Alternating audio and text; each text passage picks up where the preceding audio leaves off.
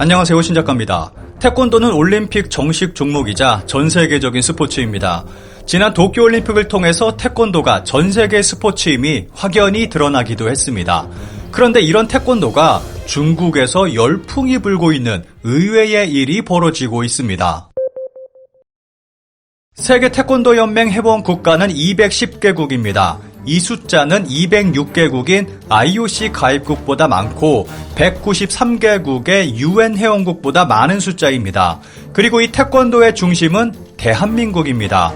이번 도쿄올림픽에서 한국은 태권도에서 종주국의 위상이 흔들렸다는 우려가 있었던 반면 뉴욕타임스는 좀처럼 메달을 획득하지 못하는 나라들에게 태권도는 메달의 길이다 라는 기사를 냈습니다.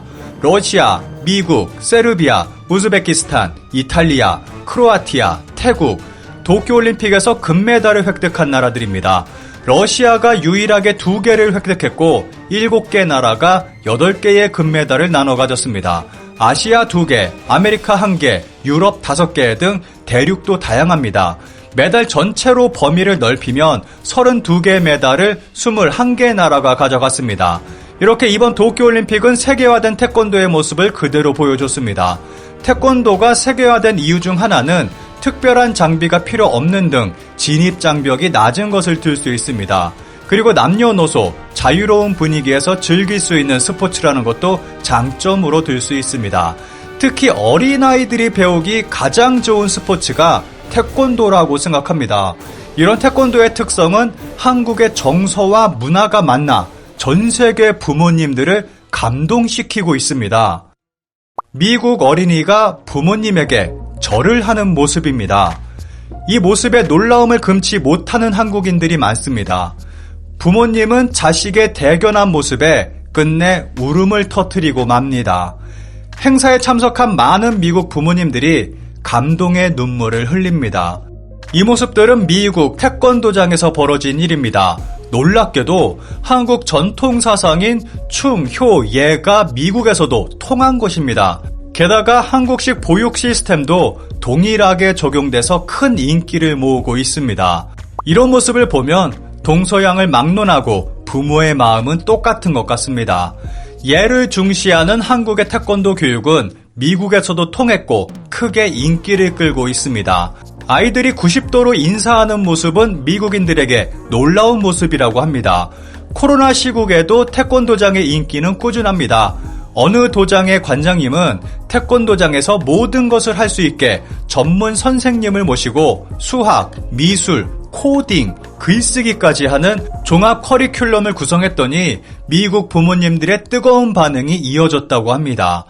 이런 모습은 미국만이 아니라 중국에서도 찾아볼 수 있고 중국에서도 태권도 열풍이 불고 있습니다. 중국 동포신문의 컬럼에서는 중국에서 태권도의 위상과 중국의 위협을 설명하고 있습니다. 중국의 태권도 인구는 5천만 명이나 됩니다. 중국에서 태권도를 수련하는 인구는 한국 전체 인구 수준인 것입니다. 게다가 하나의 태권도장에 최소 200에서 300명의 초등학생 수련생이 있습니다. 심지어는 20여 개의 직영점과 30여 개의 가맹점을 거느리고 있어 수련생이 총 2만 명에 이르는 곳도 존재합니다. 이런 중국은 태권도 인구 1위 국가이고 세계 태권도 유품 단자의 20%가 존재하기도 합니다. 그리고 태권도 사범에 대한 대우도 매우 좋습니다.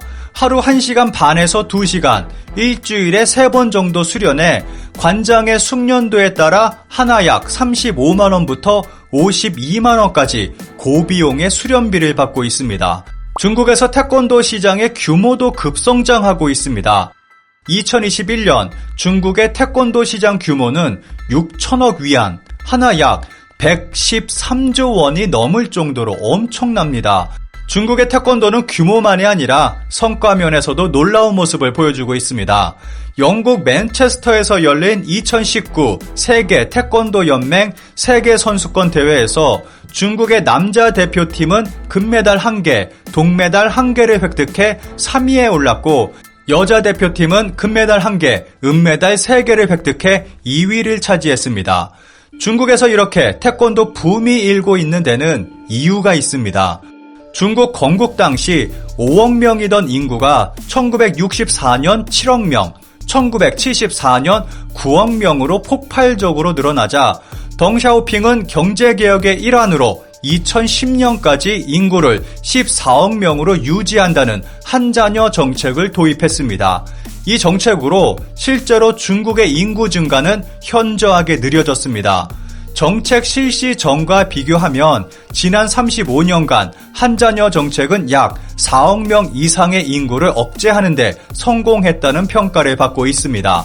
2016년에 한자녀 정책은 폐지됐고 2021년 세자녀까지 허용됐지만 이 정책이 시행됐던 40년 가까운 시간 동안 부작용도 많았습니다. 그중 하나는 소황제 문제입니다. 자녀가 하나밖에 없다 보니까 가족들의 과도한 사랑을 받고 자란 아이는 응석바지, 고집불통, 버릇이 없음, 남을 생각할 줄 모름, 참을성이 부족함, 자립성이 부족함, 환경 적응력이 부족함, 문제 해결력이 부족함 등 한마디로 허약한 아이가 된 것입니다. 게다가 이전보다 풍요로운 물질적 상황 속에서 생활하면서 대체로 과다 영양 섭취와 운동 부족으로 인해 비만한데도 불구하고 감정적이어서 성격이 급하고 신경은 예민하다는 비판을 받아왔습니다. 여기서 중국의 부모들이 눈을 돌린 것이 태권도입니다.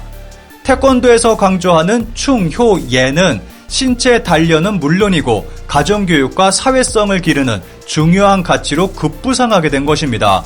여기서 K-팝 등의 좋은 한국 이미지가 더해지고 게다가 한국식 태권도는 보육 시스템까지 갖추고 있어서 인기가 폭발하고 있습니다. 여기에는 중국 전통 무술의 이미지가 나락으로 떨어진 것도 한몫하고 있습니다. 지금까지 중국 전통 무술의 대가라 불리는 사람들이 중국 무술은 실전, 채강이라는 말과 함께 심지어는 장풍을 쏘는 등의 황당한 기술을 구사한다고 사기를 치다가 이종격투기, 킥복싱, 복싱 등의 무술에 처참하게 당하는 일이 벌어졌습니다. 그러다가 태권도에도 도전하는 일이 발생했고 결과는 역시 대참패로 끝이 났습니다. 이러한 일들로 인해서 태권도는 중국에서 폭발적인 인기를 끌며 성장할 수 있었습니다. 그런데 이렇게 해피엔딩으로만 끝이 난다면 중국이 아닐 것입니다. 중국에서 태권도 인구가 폭발적으로 증가하자 중국은 자기 목소리를 내기 시작했습니다. 2006년 국기원과 양해각서를 체결하고 약 8년간 심사추천 독점 권한을 부여받았던 중국 태권도 협회는 2017년 8월 1일부터 중국 태권도 단증을 자체 발급하며 세계 태권도 본부인 국기원의 위상을 흔들고 있습니다.